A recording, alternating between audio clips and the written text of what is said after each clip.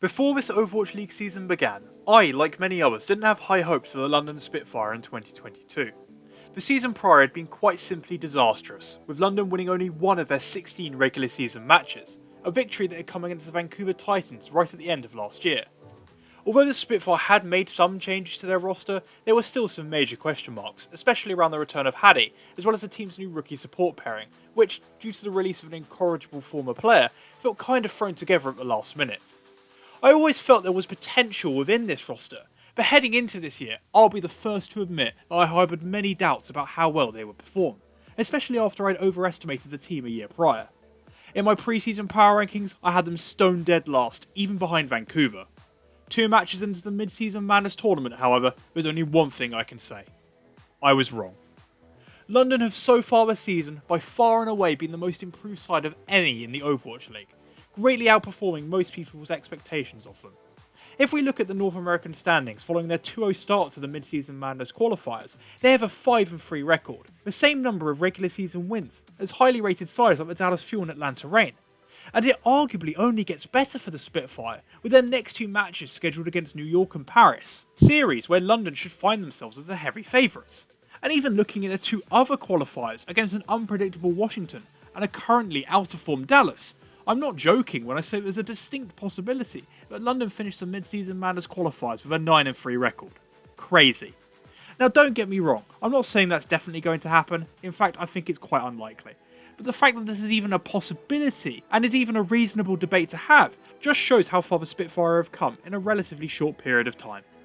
So how has this all happened? Well, there are many avenues for us to explore, but it only seems appropriate to start with London's man of the hour, Chaddy himself. It's no secret that Haddy struggled on London last season, but I think one of the main reasons why this was the case was because the OWL meta, state of the game, and the way the Spitfire approached last year just didn't suit his style of play whatsoever. In many respects then, the shift from Overwatch 1 to Overwatch 2 has been a massive stroke of fortune for him and London. But you know what they say, fortune favours the brave, and Haddy hasn't hesitated to show off why he's had so much hype around him since when he joined the league a year prior. With Haddy leading from the front of the Spitfire's rush comp, the team have brought an aggression and pace to their play that many of their opponents simply haven't been able to handle, with Haddy consistently producing masterclasses on Rhine. We already knew that Haddy could hit shatters on LAN, but even now online he's flourishing, with perhaps his greatest skill on Rhine being the hero's newly introduced charge cancel that he's used expertly to get the maximum value out of his aggression, whilst not putting his life at risk of environmental trades. The confidence that he's shown on Rhine has also bled into his other tank heroes, most recently Bull, and when comparing his performances from this year to last year, it's night and day. I mean, just look at this clutch shatter that won London the series earlier this week. So he certainly deserves many of the plaudits he's rightfully been receiving. But to say Haddy is the main reason why London's gathered such early momentum this season would be a massive disservice to the other members of this roster that have also contributed massively towards the team's early success. Let's take Backbone for instance, who's been just as crucial towards the Spitfire's success on rush comps due to his excellent play on May. When Backbone was initially picked up, I must admit that I feared we were looking at another hybrid situation, a rookie perhaps joining OWL a little before he's ready. I couldn't have been more wrong though, as he completely understood his role on the team and developed a brilliant partnership alongside Haddy at the head of the rush comps. I don't think there's anyone in the league better than Backbone when it comes to May, especially when it comes to his wall placements, with it regularly combining with Haddy's charges to split off out-of-position enemies, whilst also consistently blocking off support abilities, most recently Bap's Immo field for example. On top of that, he's got wicked accuracy with May's right-click icicles, that have just made his insane play on May a nightmare to deal with, and thoroughly deserving of plenty of praise himself, considering he's hit the ground running so quickly, even as a rookie. And speaking of rookies, the area for London I was most concerned about heading into this season was their rookie support line, but I couldn't be happier to say how impressed I've been with their performances thus far.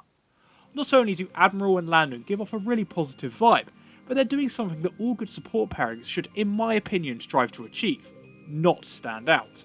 Now I don't mean this negatively, like saying they're anonymous or anything. What I'm instead trying to point out is a testament of how consistently solid they've been, in terms of how few times they've stood out for doing the wrong thing, like getting caught out of position for instance, issues that supports on many of the teams in the league are still pretty guilty of doing. In that respect, Admiral has been a massive improvement for the Spitfire this year, especially when you consider the issues Kellex often found himself in last year, whilst Landon has also really impressed me when it's come to his play on BAP. They're certainly not the finished articles yet, and the pair have definitely got areas to further improve and develop. But for an entirely rookie backline, there's been a lot of positives so far, and I don't think London could have asked for much more from the pair, given only the short amount of time they've played with each other on the team. Of course, rookies aside, we also have the DPS pair of Shaxx and Sparker, perhaps the only positives from the Spitfire's dismal 2021, with the pair picking up where they left off this year by continuing to impress in their own specific ways. Shaxx doesn't get a great deal of playtime due to his hero pool not meshing too well with the Rhine Rush comps, but when he has been brought in on Tracer for example, he's come out firing on all cylinders, highlighting why he's been rated so highly over the last few years with consistently strong displays, and clutch moments even in short bursts. As for Sparker, he's continued to deliver upon the hype he's generated over the past couple of years on a wide range of heroes, whether that be Soldier, Cassidy, or most recently Sojourn, who he's picked up very quickly with some very impressive plays this past week alone. As part of a whole team, they are both critical cogs that have enabled London to flourish, but with both of them being able to completely pop off and take over games in certain moments, it's added another clutch tool to the Spitfire's impressive and developing arsenal. Something that I think any top team needs to have.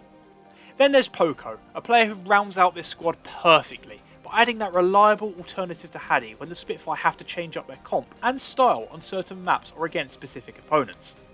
Ever since the inaugural season, Poco has been a trustworthy veteran you can always rely on, and his performances this year have so far suggested he shows no signs of regression. His solid displays on Sigma and D.Va have complemented London excellently, giving them the flexibility to play two different styles within a series, something that I imagine causes trouble for some of their opponents, who unless talented enough, now have the difficult task of not only preparing to face the Spitfire's rush comps, but also a slower, more methodical comp around Poco Sigma.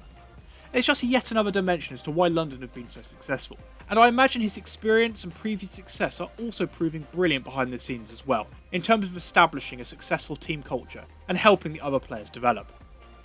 As a last point, I just wanted to remember to give credit to the coaching staff, who often in these scenarios get somewhat overlooked. Given their seemingly shorter amount of resources compared to some of the other teams in the league, Christopher, Commander X and Spillo all deserve a ton of credit for the job they've been doing to get everyone to buy into their own style of play, excelling at a time when much of Overwatch 2 is still being learnt and explored. Also not forgetting Nuki, who with the coaches has assembled a brilliant roster, perfectly mixing both exciting rookies and experienced veterans. This season has started almost perfectly for the London Spitfire, and London fans are clearly loving every minute of it so far. Right now, success moving forward appears to be in their hands. It's now just up to whether the team can carry this momentum forward throughout the rest of the year, and continue to prove me wrong by doing so.